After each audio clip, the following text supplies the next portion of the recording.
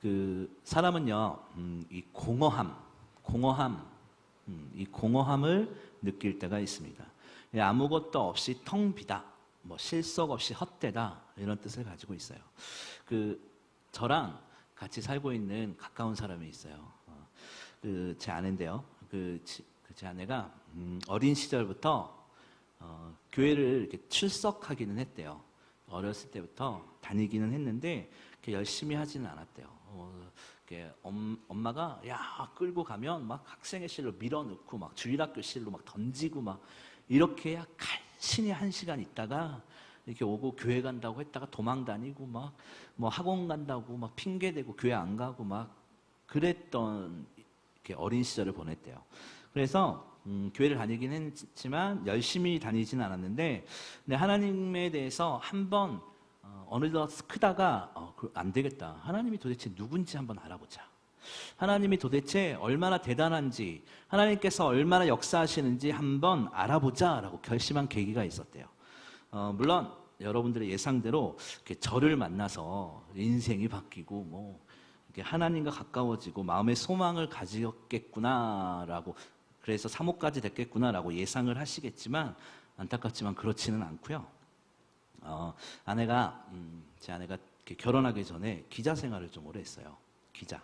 그래서 기자 생활을 꽤 오래 했는데, 대학교 때 학부사부터 시작해서 꽤 오랫동안 기자 생활을 했는데, 특별히 그 정치부 기자 생활을 좀 오래 했어요. 정치부 기자를 해서 그 정치부 생활이, 기자 생활이 참 좋았대요. 뭐 정치가들, TV에 나온 사람들 이렇게 한 번씩 저 사람하고 무슨 얘기를 했다는 농막 이런 얘기를 한 번씩 해요. 뭐 정치가들, 국회의원들, 뭐 보좌관들 이런 사람들과 같이 식사도 하고 차도 마시고 뭐 이런 날카로운 질문도 하고 막 이러면서 이렇게 마치 뭔가 막 비판도 하고 뭐 시대를 이야기하기도 하고 하면서 자신의 기사를 통해서 자신의 의견도 내고 참 즐거웠대요. 재밌었대요. 그렇게 짜릿할 수가 없었대요. 어딜 가든지 간에 대접을 받았대요. 그런데 아내가 그 직업을 미련 없이 버리게 된 계기가 하나가 있었어요. 그것은 늘 괜찮고 이렇게 좋은 대접을 받고 그랬는데, 근데 일을 끝나고 집을 오면요, 공허하더래요. 밖에서는 화려한데 정작 집에 오면요, 그 화려함은 온데간데 없고, 그 주목받는 것은 온데간데 없고, 집안 형편이 썩 부유하진 않았는데, 오면은 밖에서는 대접받지만 집에서는 이렇게 이리 치이고 저리 치이고 늘 변하는 게 없더래요. 밖에 나가면 인정받고, 밖에 나가면 뭔가 된 것 같은 기분을 항상 들고 있었는데, 집에만 오면 그 생활이 없어지고 공허하더래요. 그래서 어떻게 할까 고민을 하다가 그 고민을 늘 달고 살았대요. 그럴 때 주님을 만나게 되고요, 자신의 인생이 바뀌어진 결과를 만들어서 오늘날 김성원을 만났다라고 저한테 얘기를 하더라고요. 누가 복된 건가요? 자, 여러분, 그렇습니다. 세상 것은요, 화려해 보이지만 공허한 것이에요. 세상 것은 보암직도 하고 먹음직도 하지만 그것은 결국 멸망의 길이라는 겁니다. 여러분, 세상은요, 보암직도 하고 먹음직도 한 멋진 것들로 넘쳐나지만 그 결과가 죄라는 거예요. 아담과 하와가 보암직도 하고 먹음직도 한 선악과를 취했을 때 그들에게 죄가 들어왔던 결과를 낳았습니다. 여러분, 우리의 삶도 그래요. 우리가 세상 것을 취하려고 할 때요, 그것이 하나님의 뜻과 하나님의 방법대로 풀려고 하지 않을 때, 내 힘과 내 능력으로만 해결하려고 할 때 우리는 그 과정에서 어려움 가운데, 그 현실의 벽 앞에서 우리는 통곡하게 되고요, 좌절하게 된다는 것을 우리는 기억해야 돼요. 우리는 우리 인생의 공허함 앞에서 아무리 열심히 일하고 아무리 노력해도 내 삶이 도대체 변할 것 같지 않은 그 현실 앞에서 아무리 열심히 살려고 발버둥 치는데 내 맘 같지 않아서 넘어져 있는 내 마음 앞에서, 내 삶 앞에서 우리는 어떤 마음을 가지며 살아야 되겠어요? 아무리 뭘 해도 변할 것 같지 않은 내 삶, 도대체 하루하루 매일 공허함만 지속되고 내일도 똑같고 모레도 똑같을 것 같은 내 삶, 이 앞에서 우리는 어떤 선택을 하며 하나님 앞에 어떻게 나아가야겠냐고요. 오늘 그걸 이야기해보고 싶었습니다. 간절히 바라면 이루어진다라는 말이 있어요. 이것은 무언가 바라고 노력하면 이루어진다라는 뜻일 거예요. 그 파울로 코엘료라는 사람의 그 연금술사라는 책이 있어요. 그 책에서 간절히 바라면 이루어진다라는 말이 나와서 유명해지기 시작했는데요. 그 책의 주인공은 산티아고라는 사람이에요. 이 사람이 보물을 찾는 여행을 해요. 그 과정에서 어려움도 만나고요, 고난도 당하고요, 그렇지만 간절히 바라면 이루어질 거라는 마음으로 보물 찾는 여행을 계속해요. 그런데 돌고 죽을 고생도 하고 고비고비를 넘어서 돌고 돌아서 자신이 그렇게 원했던 보물이 어디 있었냐면 원래 자신이 살던 곳에 있었어요. 소중한 곳은 결국 지금 이 자리에 있다라는 아마 그런 뜻인 것 같아요. 오늘 본문을 보니까요, 간절히 바라는 소원이 있는 한 사람이 나와요. 그런데 그 사람의 소원은 불가능한 것 같아요.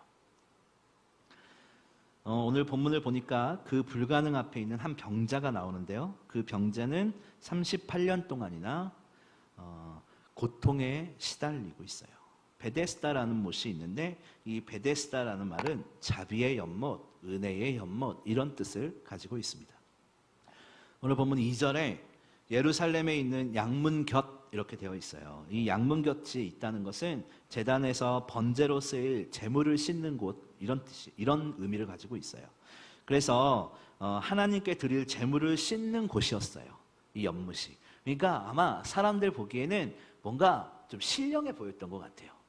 그래도 하나님께 드릴 제물을 씻는 곳이니까 뭔가 대단할 것 같아 라는 이런 기대감들이 있었던 것 같아요.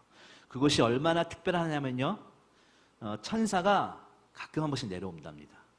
천사가 가끔 한 번씩 내려와서 물을 탁 요동치게 하면 딱 요동치는 순간에 제일 먼저 그 물에 뛰어들어간 한 사람, 어떤 병이든지 낫는답니다. 그런 전설이 흐르는 연못이 베데스다 못입니다. 그래서 오늘 본문 3절을 보니까요, 병자가 물을 흔들기를 정확히 더 얘기하면 천사가 내려오기를 기다리고 있어요.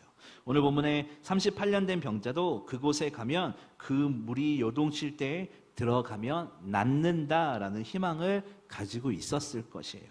그런데 아마 이 병자는 움직일 수가 없었는지 물에 들어가지 못하고 하염없이 기다리고 있습니다. 오늘 본문 7절이에요. 7절을 한번 읽어보도록 하겠습니다. 시작. 병자가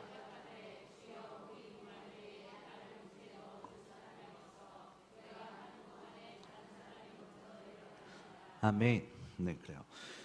물이 움직일 때 나를 그 연못에 이렇게 넣어주는 사람이 없어 자기가 가는 동안에 다른 사람이 다 들어가 버렸다라고 말을 하는 거예요. 주님이 8절 같이 얘기를 하니까 일어나 내 자리를 들고 걸어가라 라고 말씀을 하세요. 오늘 이 말씀을 가지고 우리가 몇 가지 은혜를 나눠볼 텐데, 우리가 먼저 기억할 것은요, 첫 번째로는 하나님은 자비의 하나님이시다라는 것이에요. 오늘 본문을 들여다보면 좀 재미있는 부분이 있습니다. 앞에서도 이야기했지만 이 베데스다 못에 행각 5이 있고 그곳엔 누가 있었어요? 3절을 보면 병자도 있었고요. 많은 병자도 있었고요.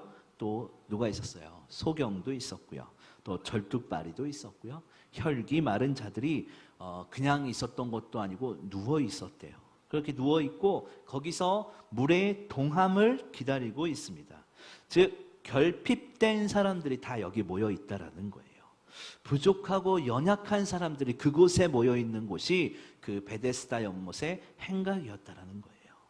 많은 사람들이 모여있다라고 말을 합니다. 그런데 그 연못이 동하면, 즉 움직이면 제일 먼저 들어가는 사람이 어떤 병이든 낫는다 이겁니다. 마치 뭐가 생각나세요? 로또 생각나죠. 1등만 기억하는 세상. 네. 한 명입니다. 한 명. 분명 오늘 좀 전에도 말했지만 많은 사람이 거기에 서 있었던 것도 아니고 아파서 누워 있었다라고 말을 하는데, 그 물이 흔들릴 때 딱 한 명만 병을 나을 수가 있었대요. 그것도 매 시간, 매일 이런 게 아니라 가끔 내려와, 천사가 가끔 한 번씩 내려와서 물을 한번 휙 저으면 그때다 싶어서 딱 제일 먼저 들어가는 사람, 그 딱 한 명만 병이 낫는데요. 여러분, 이 구절만 이렇게 딱 보면요, 하나님이 어때 보이세요? 심술맞아 보이세요. 이런 표현이 맞는지는 모르겠지만 하나님은 장난꾸러기 같아 보여요. 이 구절만 이렇게 보면 마치 오늘은 날씨가 더우니까 천사야 내려가서 베데스다 못을 한번 휘둘리고 와. 2번은 안 돼. 딱 한 번만 하고 와. 이런 거랑 똑같은 거잖아요. 만일 하나님이 이런 짓궂으신 분이라면 저는 너무나 실망스러워요. 이 베데스다 연못이 만일 가끔 한 번씩 물이 흔들릴 때 딱 한 명만 낫는다면 이게 베데스다라면 이게 자비의 연못입니까? 은혜의 연못입니까? 아니요. 경쟁의 연못이고 저주의 연못이라는 말이 맞는 것 같아요. 하나님, 이 본문만 이렇게 보면 하나님께서 아니 부족하고 연약하고 이 무엇인가에 결핍된 우리 사람들에게 하나님께서 장난치시고 계시는 것 같이 보여요.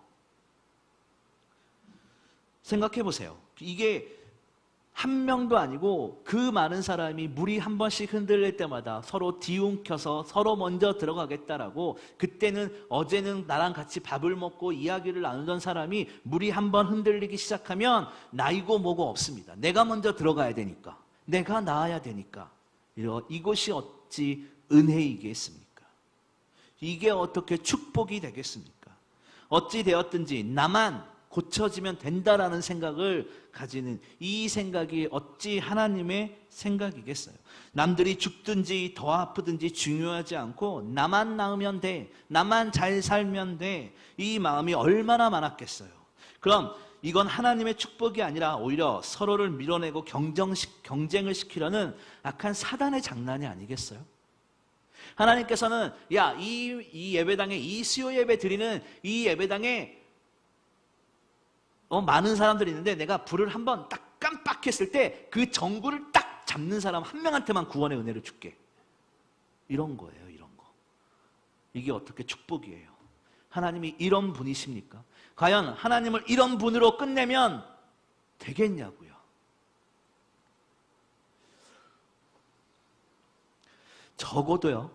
적어도 제가 아는 하나님은 그런 아픔과 이런 결핍을 이용해서 서로 경쟁을 시키고 남들이 고통을 받든지 말든지 나 몰라라 하시는 분은 아니라고 믿습니다. 우리 하나님은요, 자녀가 없어서 종에게 자신의 유산을 물려주려고 낙심해하던 아브라함에게 별과 같이, 모래알과 같이 많은 자녀를 약속해 주신 분이세요. 제가 아는 하나님은요, 돌에 맞아서 아픔과 고통 속에 죽어가던 스데반에게 감사의 기쁨을 주신 하나님이세요. 제가 아는 하나님은 가늠한 여인을 용서해 주신 하나님이다란 말입니다. 오늘 저와 여러분에게 우리가 알고도 지은 죄, 모르고도 지은 죄, 하나님 앞에 도저히 떳떳하게 설 수 없는 연약하고 결핍되고 부족한 우리지만 사랑하는 아들아, 사랑하는 딸아, 하늘의 별과 같이, 바다의 모래알과 같이 우리의 인생의 하루하루 죽을 것만 같은 고통과 결핍 가운데서도 감사의 기쁨을 주시는 분이 바로 우리 하나님이라 이겁니다. 오늘 우리 하나님은요, 우리의 작은 신음에도 귀를 기울이시고요, 사랑하는 아들아, 사랑하는 딸아 하면서 안아주시고 대신 우리의 죄를 짊어지어 주신 분이라는 겁니다. 그런데 그런 하나님이 어쩌다 한 번씩, 그것도 한 명씩만 낫게 해주신다는 것, 이건 도무지 말이 되지 않습니다. 우리가 이제 여기서 생각해 볼 부분이 있습니다. 만일 물이 이렇게 흔들린다고 한번 생각해 보세요. 그럼 거기 있던 병자들이 어떠했겠어요? 아마 서로 먼저 들어가려고 젖먹던 힘까지 다 짜내서 달려들었을 겁니다. 어제까지 친구고 형제고 이건 중요한 게 아니라 이렇게 몸부림, 몸싸움 뭐 아마 이랬을 것 같아요. 실제로 하나님이 하시지도 않는 이 전설 같은 이야기에 이 인생의 끝으로 몰린 이 환자들은 마지막 신락 같은 희망을 가지고 있었을 거란 말입니다. 이 복권 같은, 이 물이 흔들리는 이 복권 같은 순간에 병자들이 모든 것을 걸고 뛰어들었을 거란 말이에요. 절박함이죠, 절박함. 여러분, 오늘 저와 여러분에게 절박한 기도의 제목이 있으십니까? 또는 해결되기 원하는 절박한 기도의 제목이 있으십니까? 그런데 우리가 그 문제가 해결되기를 소망하는 그 절박한 기도의 제목들, 어디를 바라보면서 우리가 서 있느냐, 어디를 의지하느냐, 그 어쩌다가 한 번씩 흔들리는 그 베데스다 연못 같은 그런 것을 바라보면서 내 소망과 내 희망과 내 모든 것을 걸고 그것만 뚫어지게 쳐다보고 있느냐, 아니면 오늘 이 베데스다 연못에 이따가 얘기하겠지만 옆에 다가와서 구원의 은혜를 주시는 주님을 바라보고 설 것이냐. 여러분 어떠세요? 내 기도의 제목이 어떻게 해결되기를 원하세요? 여러분, 속도가 중요한 게 아니에요. 방향이 중요해요. 내가 얼마만큼 뭔가를 대단하게 하는 게 중요한 게 아니라 얼마만큼 대단하게 할지라도, 얼마만큼 자그맣게 할지라도 어디를 바라보느냐가 중요해요. 아무리 빨리 이렇게 달리는 배가 있을지라도 항로가 제대로 되어 있어야 목적지를 갈 수 있는 겁니다. 항로가 없다면, 방향이 없다면 아무리 빨리 간다 한들 그게 어찌 목적지에 도착할 수 있겠어요? 아무리 힘 있는 새가 바다 끝까지 나를 수 있는 새가 날아다닌다 할지라도 앉아서 쉴 곳이 없다면 아무리 힘 있고 커다란 새도 날다가 떨어져 죽게 되어 있습니다. 여러분, 오늘 이 시간 우리가 예배를 드리고 있지만, 신앙인의 모습을 드리고 있지만, 이 베데스다 연못에 있는 이 행각에 모여든 병자들은 제사 지내는 씻는 물인 것 같아서 신령해 보이기도 하고, 뭔가 그리스도인의 모습을 가지고 있으면 뭔가 대단해 보이기도 하고, 뭔가 될 것 같은 이런 마음이 혹시 우리 안에 있지 않았는지, 우리가 어디를 바라보고 내가 지금 이 시간 서 있는지, 나와 함께 하시는 하나님을 고백해라, 이겁니다. 하나님께서는 우리를 살리기 위해서 핏값이라는 대속의 은혜를 주셨어요. 대가 지불을 하셨다고요. 우리는 신앙생활을 그냥 내 맘같이 그냥 하다 말다 적당히 혹은 열심히 하는 것 같지만, 하나님께서는 우리를 구원하시기 위해서 그 목숨값을 바쳐서 우리를 건져내셨다고요.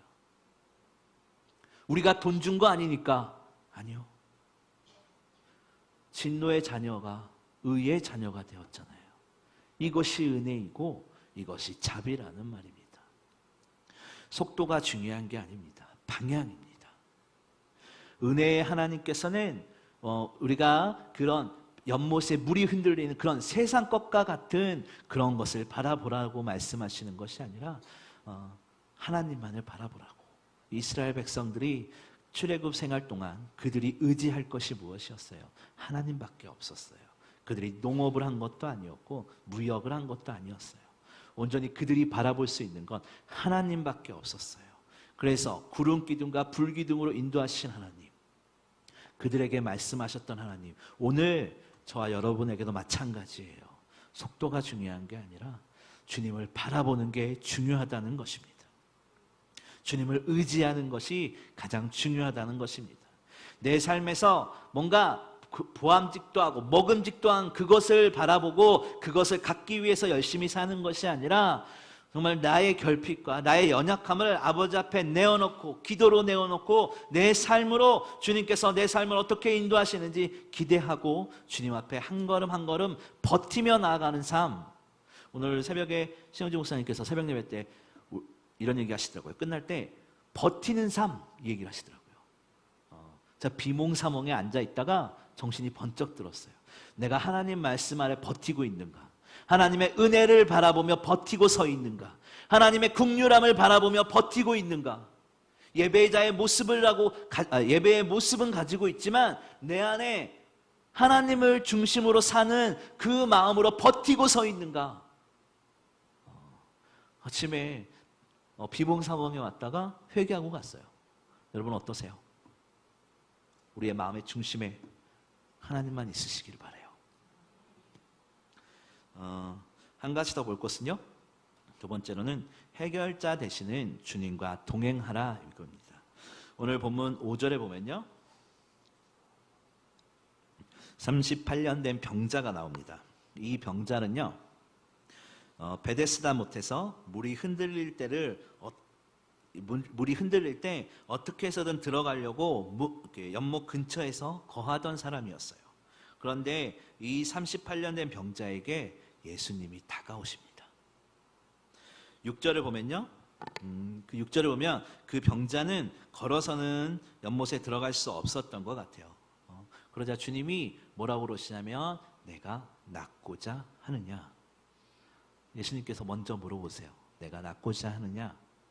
그러자 병자는 뭐라고 그러냐면 그 뒤에 보면 이제 쉽게 설명해 드리면 선생님 그렇지만 저에게 물이 움직여도 물에 넣어줄 사람이 없습니다. 그래서 저 혼자 가는 동안에 딴 사람이 먼저 연못에 들어갑니다 라고 대답하는 거예요.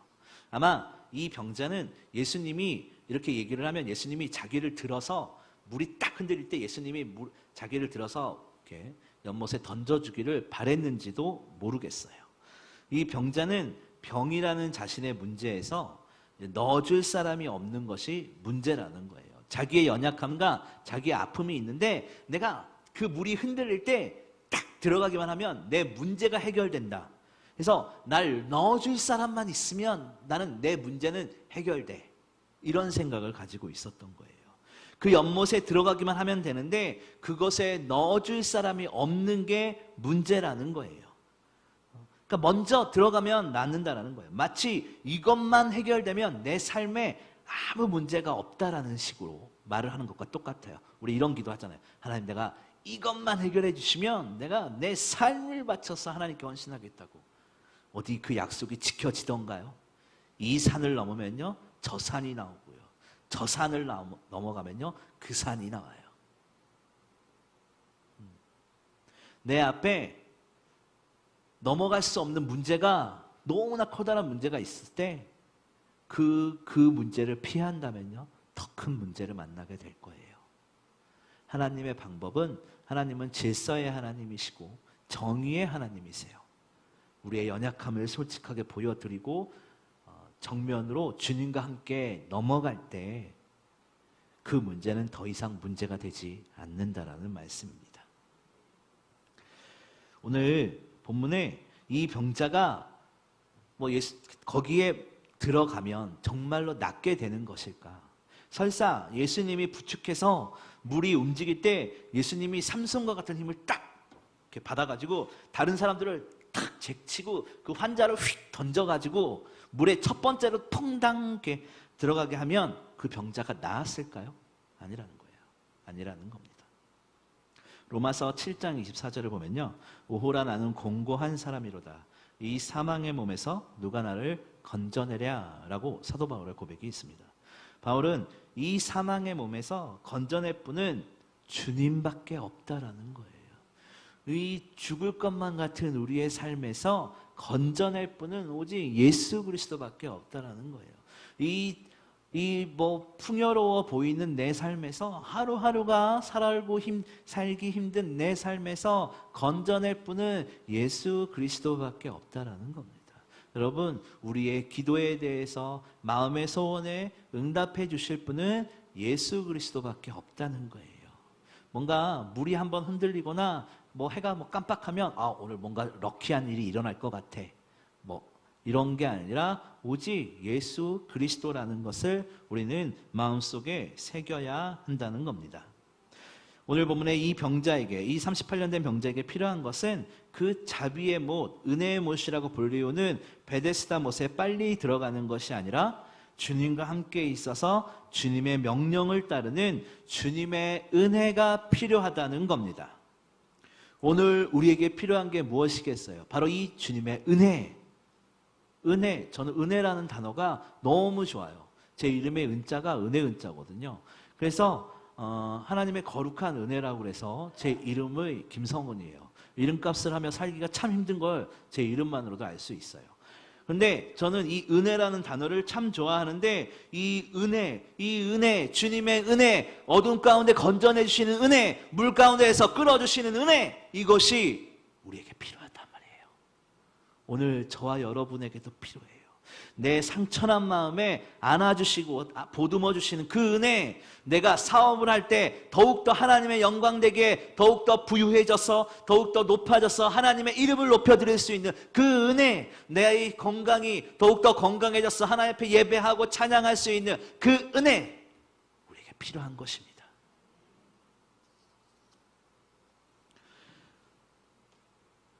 주님께서 이 병자에게요, 낫고자 하느냐라고 말씀하세요. 물어보세요. 이 질문은 무엇이 문제인지를 알려고 하는 예수님의 뜻이셨어요.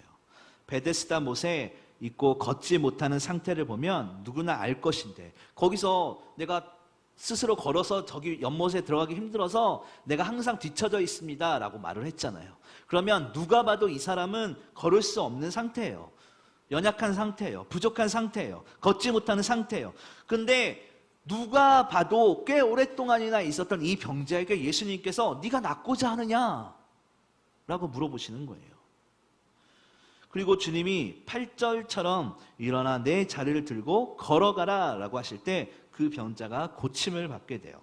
여기서 우리가 함께 볼 것은요, 여러분, 이 38년 된 병자는 예수님이 물이 움직일 때 번쩍 들어서 베데스다 못에 던져서 낫게 하신 것이 아니란 말이에요. 어떻게 나았어요? 바로 주님 곁에서 무엇으로? 말씀으로.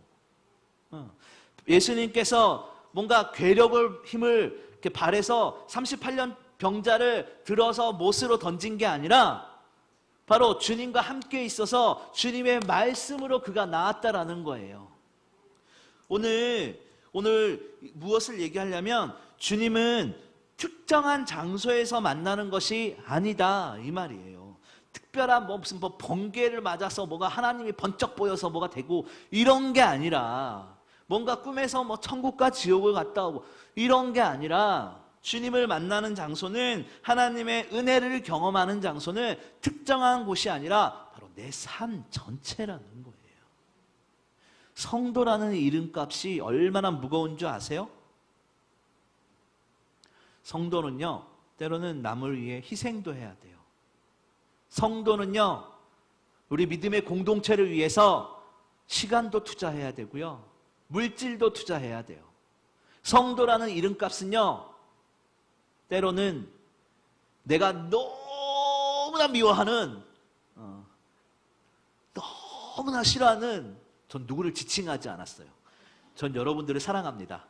너무나 싫어하는 그 사람을 위해서 용서해 줘야 된다는 거예요. 이게 성도의 이름값이에요. 여러분, 우리는 성도입니다.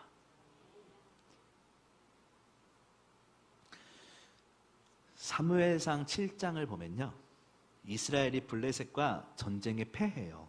그리고 법궤도 빼앗겨요. 그런데 우여곡절 끝에 다시 찾아와요. 그리고 이 당시에는 전쟁이 나가면 법궤를 항상 앞서 나왔어요. 그래야 이긴다라고 생각했거든요. 그런데 법궤를 빼앗겼다가 다시 찾아왔는데 법궤를 잘 관리를 하는데도 불구하고 이스라엘에게 고난과 어려움이 계속해서 나와요. 사무엘상을 보면 그렇습니다. 법궤를 잘 모시는데 이방인에게 어려움을 당해요. 그럼 왜 그럴까요? 하나님께서 이스라엘 전쟁을 나갈 때 법궤를 무조건 딱 하면 전쟁에 이기고 그랬는데, 아니 도대체 이 사무엘상에 와서는 법궤를 잘 모시고 법궤를 막 하는데도 어려움을 당하고 고난을 당해요. 왜 그러겠어요? 여러분, 문제는 법궤가 아니라 이스라엘 사람들의 문제였다는 거예요. 하나님이 무능해서가 아니라 하나님 이스라엘의 문제가 있어서 그랬다라는 거예요. 여러분, 우리는 어때요? 정말 우리는 신앙인의 모습, 성도라고 이야기를 하고 있지만 하나님 도대체 왜 나한테 이런 상처를 주세요? 어려움을 주세요? 아니요. 하나님께서는 그런 분이 아니세요. 우리는요, 삶으로 증명해야 된다라고 이야기를 하잖아요. 우리가 삶에서 주님을 더욱더 의지해야 된다라고 이야기를 하잖아요. 그 어려운 문제 앞에서도 내 주님 의지하여 일어서겠습니다라는 고백 가지고 일어나야죠. 네. 뭔가 막 이렇게 뭔가를 해야 될 것 같고, 아니요, 그렇지 않아요. 그렇지 않아요. 여러분, 우리가 하나님을 물질로 만족시킬 수 있으실 것 같아요? 아니요. 아니요, 그렇지 않아요. 사랑하는 여러분, 오늘 본문에 이 병자에게 예수님께서 내가 낫고자 하느냐라고 하셨던 것처럼 오늘 우리에게 기도의 제목이 응답되기를 원하느냐라고 물어보실 때 주님 뜻대로 주님께서 우리와 함께 하셔서 주님의 능력으로 주님의 말씀으로 해결하여 달라라는 그 고백이 있어야 될 줄 믿습니다. 우리는 스스로 내 살 길 찾아서 내 스스로 사는 게 아니라 주와 함께 헤쳐나가는 사람들입니다. 마지막으로 한 가지만 더 보도록 하겠습니다. 세 번째로는 하나님의 영광을 위해서 살아라입니다. 오늘 본문 6절을 보면요, 주님께서 이 병자를 보시고 병자에게 와서 물어보세요. 그리고 보면 이 병자가 주님을 찾은 게 아니라 좀 전에 얘기했듯이 주님이 이 병자에게 찾아오셨어요. 네. 얼마 전에 이런 질문을 받았어요. 이렇게 한 번씩 이렇게 저랑 가까이 사는 사람이 날카로운 질문을 할 때가 있어요. 정말 뜬금없이 이렇게 질문을 받으면 당황스럽기도 한데 난감할 때가 있어요. 그러니까 저한테 이래요. 막 성경에 대해서 막 물어봐요. 그러면 저라고 어떻게 다 알겠어요. 제가 어떻게 성경을 뭐 달달 외우는 66권을 다 외우는 것도 아니고 성경을 100% 이해하는 사람은 없어요. 근데 모르면은 목사가 돼가지고 그것도 모르냐고 막 주여. 정말 그래요. 그리고 또 뭘 딱 물어봤을 때 그래. 제가 여러분들보다 많이 알잖아요. 신학에 대해서는. 딱 물어보면 그래서 장황하게 세세하게 막 설명을 해줘요. 그럼 저한테 뭐라고 그러는지 아세요? 바리새인 같대요. 그런데 한 번은 조나단 에드워드라는 사람에 대해서 질문을 하더라고요. TV 한번 나왔었거든요. 같이 TV를 보다가 조나단 에드워드가 누구냐라고 물어보는데 거기서 뭐라고 그러냐면 제가 조나단 에드워드를 좋아하고 있어서 이렇게 설명을 막 해줬어요. 그랬더니 그 조나단 에드워드가 했던 말 중에 유명한 말 하나가 교리적인 건데 하나님의 모든 행동은 결핍에서가 아니라 충만함에서 나오는 것이다 라는 말이 있어요. 이게 무슨 말이냐면 하나님의 일하심은 하나님께서 일하시고 역사하시는 것은요, 하나님께서 무엇이 필요해서가 아니라 그의 충만한 영광을 위해서다라는 말이에요. 그러니까 하나님께서는 무엇이 부족해서 일하시는 분이 아니라는 거예요. 하나님은 뭔가 돈이 필요해서 우리에게 돈 뜯어가시는 게 아니라는 거예요. 하나님께서는 우리에게 뭐가 교회가 부족해서 우리가 뭔가 막 그런 게 아니라는 거예요. 그런데 하나님은 그러니까 뭔가가 부족해서 일하시는 분이 아니라는 것이고, 그런데 사람들은 어떨 때 일해요? 돈이 필요할 때 일하잖아요. 왜 먹어요? 배고프니까 먹잖아요. 사람은 어떤 필요에 의해서 일하고요, 먹고 마시지만 하나님께서는 그 어떤 필요가 아니라 온 세상에 가득한 그 충만함을 통해서 그분이 살아계심을 드러내기 위해서다라는 거예요. 그러니까 좀 더 쉽게 이야기를 하자면요, 우리는 배고프니까 먹잖아요. 그러니까 배고프니까 먹어서 저처럼 건강해질 수도 있고요, 막 먹어서 먹는 걸 가리지 않으니까 막 먹어서 건강해질 수도, 이렇게 뚱뚱해질 수도 있고요. 우리는 돈이 필요하니까 힘들고 더럽고 치사하지만 뭔가 일을 해서 돈을 받고요, 뭔가 돈이 필요하니까 적금을 넣어서 적금을 받거나 이러잖아요. 그런데 하나님은 그런 거랑 관계가 없으셔서 하나님께서 일하시고 역사하시고 뭐 기적을 입으시고 이런 것들은 다른 게 아니라 그분의 이름이 높아지게 하기 위해서다라는 거예요. 그러니까 하나님, 내가 이거 필요해요, 저거 필요해요 라고 기도하는 게 아니라 내 기도 제목이 하나님의 영광 되게 해달라고 기도해야 되는 거예요. 네, 사람들은요, 내가 듣고 싶은 것만 듣고 기억해요. 똑같은 말을 하는데요, 자신이 기억하고 싶은 것만 기억해요. 그래서 자신의 실수를 인정하기가 어려운 거예요. 자신이 듣고 믿은 것이 맞다라고 생각하기 때문에 그래요. 그런데 주님께서는요, 우리의 필요에 따라 일하시는 분이 아니라 그분의 영광, 즉 그분의 이름을 위해서 일하신다라는 거예요. 그 38년 된 병자가 그 고친 건 그 많은 사람 중에 특별히 빈곤해 보여서 그 사람을 찍은 게 아니라는 거예요. 하나님은 그런 차원의 문제가 아니라 그것이 나음으로, 고쳐짐으로 하나님의 역사하심과 영광과 하나님의 어떤 분이심을 보여주기 위한 모델로 보여주신다라는 거예요. 우리 삶에서 다른 게 아니라 우리의 삶에서 하나님의 살아계심이 내 삶에 드러날 수 있게 해달라고 기도하는 거, 이게 얼마나 중요한지 모르겠어요. 여러분, 수가성의 여인을 한번 마지막으로 이야기를 해볼 건데요. 수가성 여인이 예수님과 대화하는 걸 가만히 한번 살펴보세요. 똑같은 물을 이야기해요. 똑같은 생수를 이야기하고 있어요. 그런데 예수님은요, 영원한 목마르지 않는 생명, 영생을 이야기하고 있고요. 이 수가성의 여인은 뭘 이야기해요? 당장 내가 먹는 물을 이야기하고 있잖아요. 어떻게 똑같은 물을 이야기하는데 예수님은 영생을 이야기하고 이 여인은 없어지는, 이 눈에 보이는 이 우물물을 이야기하고 있는 거겠어요. 다른 것이 아니에요. 오늘 이 은혜와 자비는 그냥 먹고 마시는 것에 끝나는 게 아니라 우리에게 영원한 생명을 선물해 주신다라는 거예요. 우리가 저 천국 소망을 우리에게 선물해 주신다라는 거예요. 구원은 오로지 하나님께 주시는 것이다라는 거예요. 이 오늘 본문을 통해서 우리 무엇을 기억할 수 있겠어요? 하나님께서는 그 사랑하는 자녀들에게 다가오신다라는 거예요. 그리고 그들의 기도의 제목을 간절한 연약한 부분을 고쳐주심으로써 너 이제 건강하니까 더 열심히 살아가 아니라 그분의 영광을 드러내기를 원하신다라는 거예요. 우리는 은혜 받은 자들이잖아요.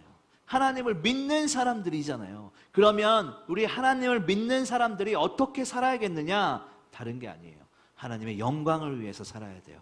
그것은 어떻게? 말씀으로, 예배로, 기도로, 또 우리의 삶으로. 교회에서는 집사님인데 밖에 나가면 그런 사람이면 어떡해요? 네. 교회 안에서는 거룩한 척 하는데 밖에 나가면 정말 거룩은 1도 없는 사람처럼 생활하면 어떻게 하겠어요? 그렇지 않다는 거예요. 사랑하는 여러분, 각자의 기도의 제목들이 있으실 거예요. 그 기도의 제목들 앞에 오늘 시간 하나님 앞에 기도할 때 주님의 말씀을 의지하고, 주님, 나에게 구원의 은혜를 주셨으니 내가 주님의 영광을 위하여 살아갈 수 있게 해달라고는 그 간절한 기도가 있어야 된다는 겁니다. 결론을 내립니다. 하나님께서는 우리에게 그 자비와 은혜를 베푸시기를 원하십니다. 그 자비와 은혜는 우리 안에 있습니다. 그 은혜를 누리며 사는 저와 여러분이 되시기를 주의 이름으로 축원합니다.